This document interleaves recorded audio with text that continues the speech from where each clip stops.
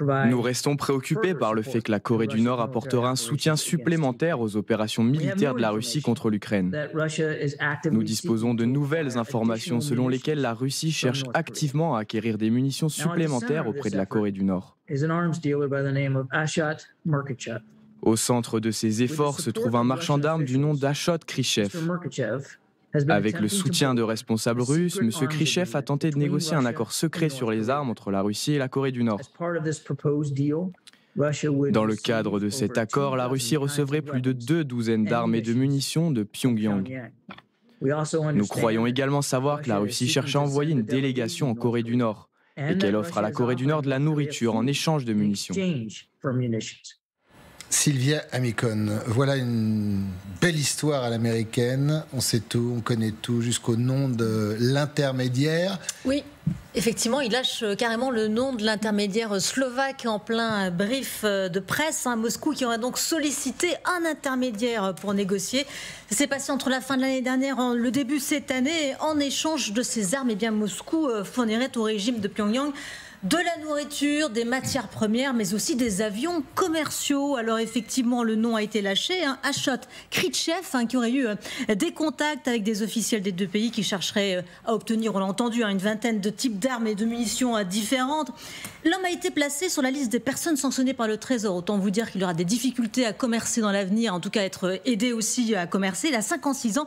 Il est né en Azerbaïdjan. La négociation était allée assez loin selon la Maison-Blanche, car elle a même identifié des avions commerciaux qui étaient prêts à décoller pour partir en Corée du Nord. Tout était prêt pour le transport, en collaboration avec des responsables russes. Une délégation s'apprêtait même à partir, mais mystère, l'affaire n'est pas allée jusqu'au bout et la Maison-Blanche ne dit pas pourquoi. C'est pas la première fois que la Russie se tourne vers la Corée du Nord, Sylvia.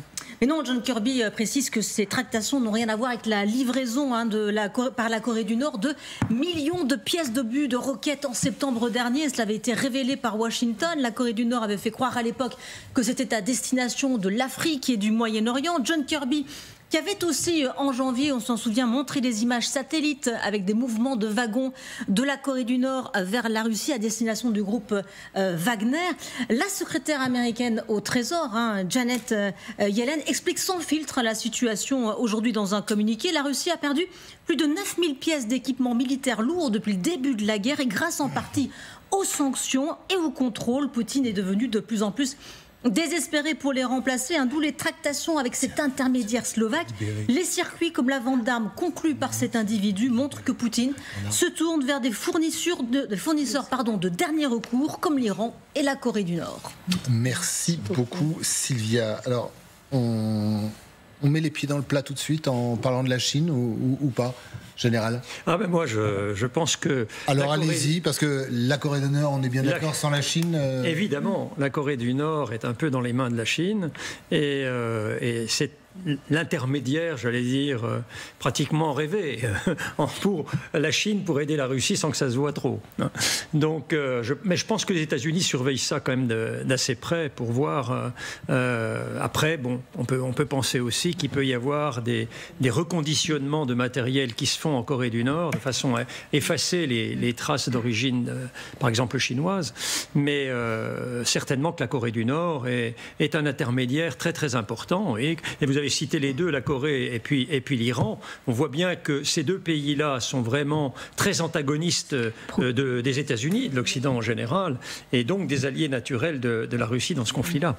Donc il est naturel qu'ils resserrent les liens et qu'ils tirent le maximum de ces alliances-là. Et l'avantage, c'est que la Corée du Nord a une frontière avec la Russie. Elle est petite, mais il y a une frontière directe. Alors évidemment, pour l'Iran, c'est plus compliqué. C'est le cheval de Troie de la Chine?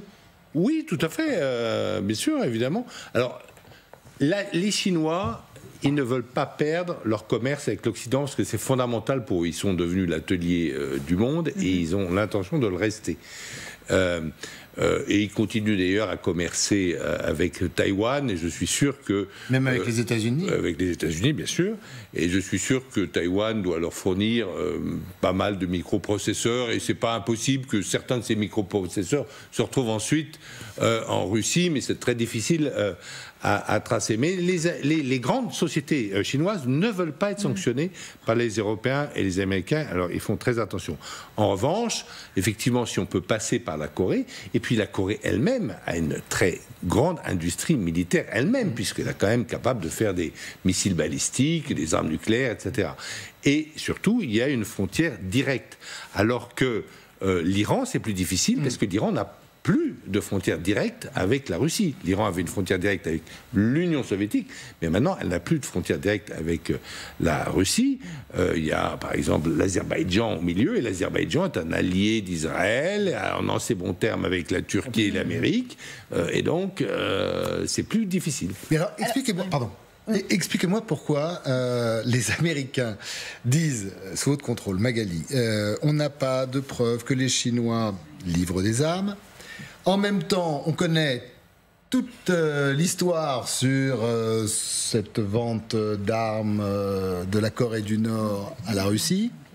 Je ne sais pas. Pourquoi les États-Unis ne disent pas ce qu'on vient de dire sur ce plateau, c'est-à-dire derrière la Corée du Nord, oui, il y a la Chine.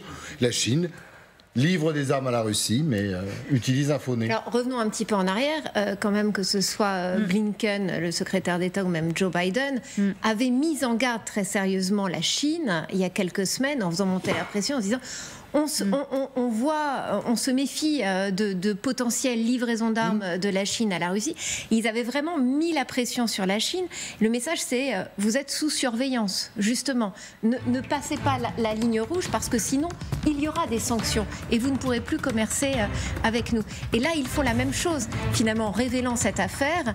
Quand le Trésor gèle tous les avoirs de cet homme d'affaires, c'est la même chose. On sait ce qui se passe et on regarde très, très précisément dans le détail. Restez bien avec nous, dans un instant on reviendra sur ces paroles de Vladimir Poutine. La Russie veut éliminer la domination des Occidentaux dans le monde. C'est sa nouvelle doctrine, il le dit, il l'écrit même dans un document publié sur le site du Kremlin.